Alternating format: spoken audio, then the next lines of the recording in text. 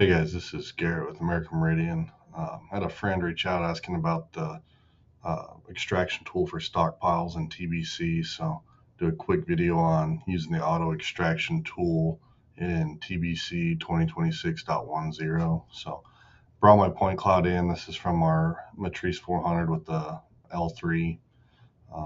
Brought it in, set my coordinate system. So we're NAT 83, geoid 18.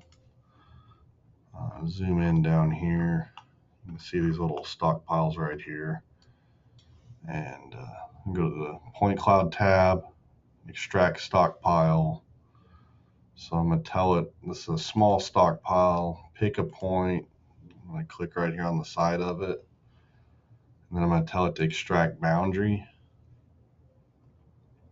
It's going to work really quick. You can see it kind of created the toe of that stockpile itself.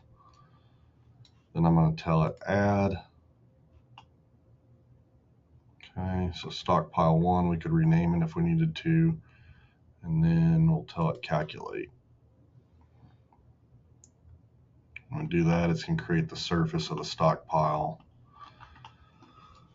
The other way that you can do stockpiles is we can manually create a toe. So we can come over here,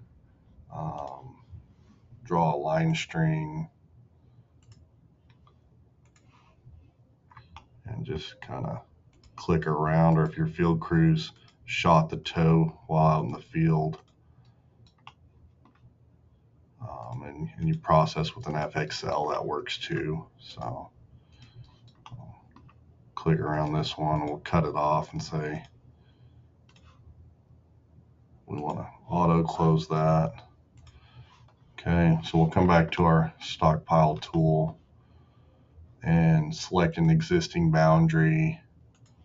So we've got that polyline, that line string that I created. We'll tell it to add that, and we'll tell it to calculate.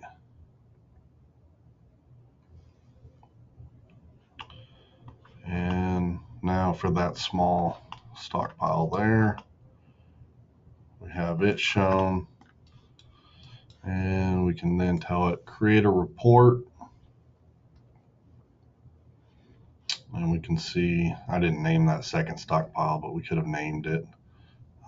And we can see the report on their volume. So that's how easy the stockpile tool is in TBC. If you got any questions, shoot me a message.